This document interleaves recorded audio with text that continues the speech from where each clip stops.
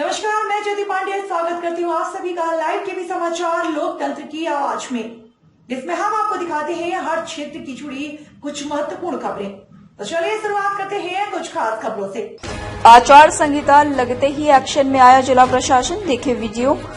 आचार संहिता का उल्लंघन करने वाले पर होगी सख्त कार्रवाई, होर्डिंग उतरवाने का काम शुरू।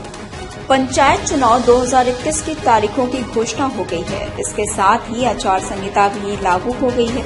आचार संहिता लगते ही जिला प्रशासन भी एक्शन मोड में आ गया और जिले भर में राजनीतिक दल या उसके उम्मीदवार की होर्डिंग उतरवाने का काम शुरू करवा दिया गया है। जनपद सुल्तानपुर के थाना दनपतगंज प्रभारी मनोज शर्मा ने बताया कि चुनाव की तारीखों के ऐलान के साथ ही आज आदर्श आचार संहिता लागू हो गई है। हम लोगों की पूरी कोशिश रहेगी कि थाना क्षेत्र में आदर्श आचार संहिता का पूरी तरह से पालन कराया जाए।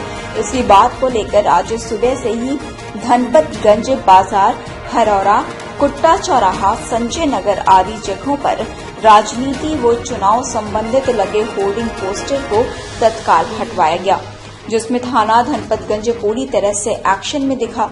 चुनाव आचार संहिता क्या होती है? देश में स्वतंत्र और निष्पक्ष चुनाव कराने के लिए चुनाव आयोग कुछ नियम बनाता है। चुनाव आयोग के इन्हीं नियमों को आचार संहिता कहते हैं। लोकसभा विधानसभा चुनाव के दौरान इन नियमों का पालन करना सरकार, नेता और राजनीतिक दलों की जिम्मेदारी होती है। कब से लागू होती है आचार संहिता? आचार संहिता चुनाव की तारीख की घोषणा के साथ ही लागू हो जाती है।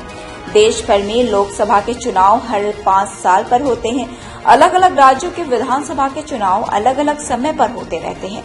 चुनाव आयोग के चुनाव कार्यक्रमों का ऐलान करते ही आचार संहिता लागू हो जाती है।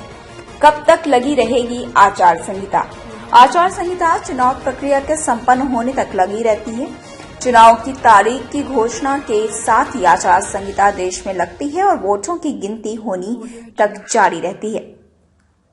आचार संहिता के नियम। चुनाव आचार संहिता लागू होने के बाद कई नियम भी लागू हो जाते हैं। इन्हीं अवहेलना को कोई भी राजनीतिक दल है या राजनेता नहीं कर सकता। सार्वजनिक धन का इस्तेमाल किसी विशेष राजनीतिक दल या नेता को फायदा पहुंचाने वाले काम के लिए नहीं होगा।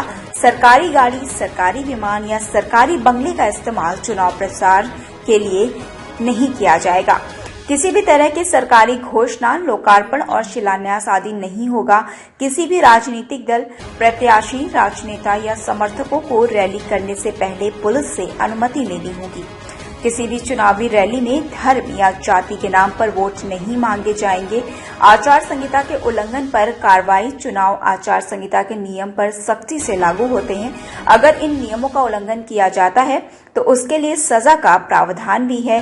चुनाव आचार संहिता के उल्लंघन पर दंडात्मक कार्रवाई की जा सकती है। अयोध्या से लाइव टीवी समाचार के लिए संवाददाता वीके यादव की खास रिपोर्ट। हमारे साथ फिलहाल खबरों में इतना ही। आगे खबरों का सिलसिला लगातार जारी है, तो देखते रहें लाइव टीवी समाचार लोकतंत्र की आवाज। फिलहाल के लिए मुझे दीजिए इजाजत। नमस्कार।